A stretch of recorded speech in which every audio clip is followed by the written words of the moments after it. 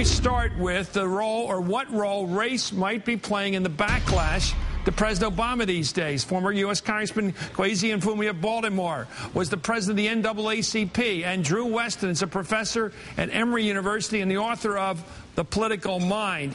Congressman, when you look at this and you try to analyze it, you try to do a post-mortem on some of this stuff, the birther movement, the questions about the legitimacy of the president being born an American, the comment by Joe Wilson of South Carolina the other day about you lie, the signs you're seeing at some of these rallies, the whole atmosphere out there. Do you think there's a race factor? Well, it's starting to heighten to the point that bigots feel free to be bigoted, which is just about the same thing. And, you know, we don't need to get that close to the edge. There's got to be an effort to pull back. If you disagree on basic policies, that's fine. If it's a partisan argument, that's fine. I think Democrats and Republicans have done that historically. It's just when this new rhetoric rolls in and these new symbols and the cartoons and the slurs and all that other kind of stuff, I think that says to the bigot, okay, it's all right now for me to come out of the closet and act the way I want to act, which is why during the campaign I commended John McCain for going up to that lady at that town meeting, which was the height of all that escalation, and saying, ma'am, no, that's not the case. He's not a Muslim. He's not that. He's not this. I mean, I think there've got to be responsible citizens, Democrats and Republicans, that say, wait a minute, we can disagree. We can argue and we can fight on policy, but let's get beyond the innuendo, the slurs, the name-calling, and the sort of things that lead us to a more violent society. Drew Weston, I've always thought you were one of the real new experts on understanding how people actually think. First of all, do people who are racist in their political thinking know it? And do they say it? It's a great question, and it depends on what the meaning of is. You know, I mean, asking the question of whether people who are engaging in some of these things are racist or not is kind of like asking, are you in favor of abortion? Well, am I in favor of aborting my own children or having been aborted? No. Am I in favor of people having choices about it? Yes. And it's the same with when you talk about the issue of, is someone racist? When you get down to things like the birther movement, it's pretty hard to interpret that as anything other than fairly overt racism. But most of the racism most of the racial prejudice or bias we see in our country now, you know, we've gone from 1964, when less than 10% of people in Mississippi were allowed to vote who were black, to now when we have a black president. So on that hand, you know, we can't have a mostly racist country. That's just not likely. But you know, if you ask, is there a point at which most white people, for example, and I'm going to include, you know, all of us here, most white people driving through a tough part of town, start seeing the faces getting darker and darker and click that little lock on their car, is that a form of prejudice?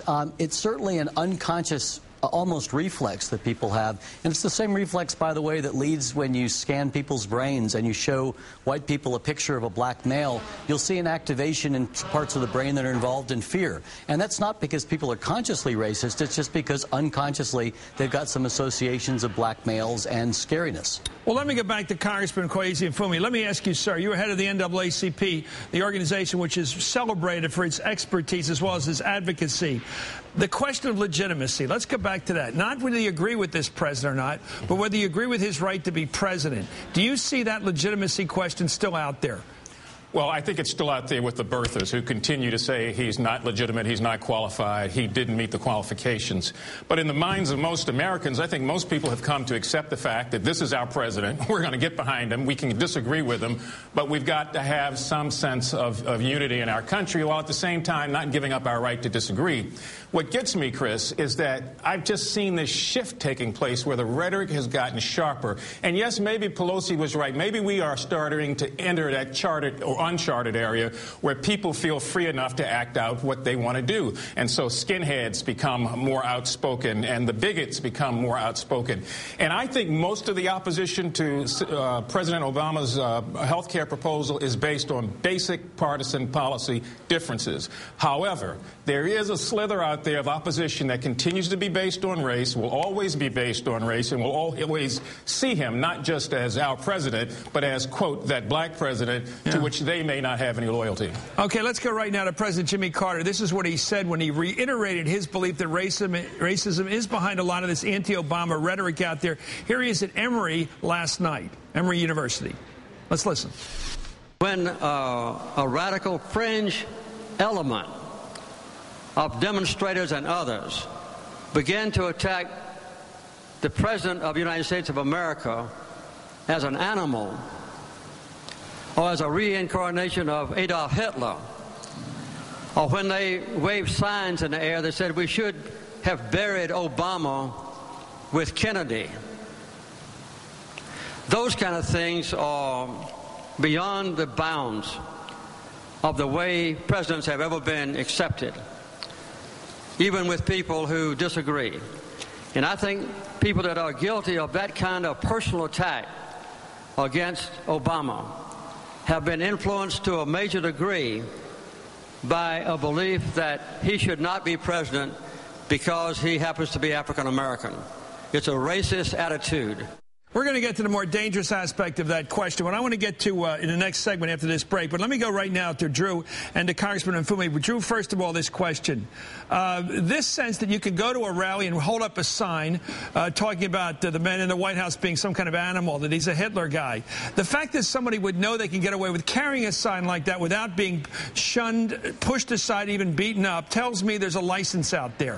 Why can you... The fact that somebody would hold up a sign tells me that they have a sense of what's allowable now. That's what Congressman Mfume said, and I agree with it. You wouldn't hold up a sign like that a few months ago. Why are they putting them up now? Well, I think both parties are actually to blame for it. I think the Republican Party leadership is clearly to blame for not ever stepping up to the plate and saying, you cannot do this. You know, we've had presidents shot before, and God knows we all remember the last president with 2 young children in the White House who was shot. So it should have been the Republicans, because this is coming from their side. But the flip side is, you know, what the Democrats have done in disavowing any relation to what President Carter said and saying, no, there's no race involved at all. You know, they're saying something that they know isn't true. And why are they Democrats playing ball with this? Why are the Ds playing with the Rs and saying there's no race involved? You know, I think it's because Howard Dean is no longer chair of the DNC, and he's not there to give testosterone injections to them. You know, I think the problem is that it takes some guts to say, look, there is a racial piece of this, and again, it doesn't mean that you're an overt racist if you're worried about this president, you're worried that he doesn't share your values. But, you know, you may be worried that he doesn't share your values for a lot of reasons that you're not aware of, and some of them may be perfectly realistic, and some may be because he doesn't look like you and he doesn't come from the same background. And again, you don't have to attack someone as a racist for that, but you do have to call them out for the fact that this kind of rhetoric, this kind of language, I mean, bringing guns to a town hall meeting where the president of the United States is, where are the Democrats in saying enough to this, let's pass a law against anyone coming within a mile of the President of the United States with a gun? 80% of Americans would support that. I wish the NRA would come out in its responsibility as a national organization and saying, you have a right to carry a gun, don't bring it to any political event. We have the authority with that group of Second Amendment people to tell them that. Let me ask you, Congressman, you're from a border state, Maryland, you were for all those years. Let me ask you about the regional aspect of this. Our numbers are showing that 97% of the American people in the North assume that Barack Obama is an American. You get out of the South, and less than half the people are willing to say he's an American. Now, the other half, or more than the other half, are saying, well, I'm not sure he's an American. He may be from somewhere else, or I'm sure he's from somewhere else. What's the regional piece of this? Well, I just think it's regional acceptance of things that are the norms, most of us would say are not normal. And I think it may be more reflected sometimes, as President Carter said, basically in Southern attitudes, but across the board in all attitudes.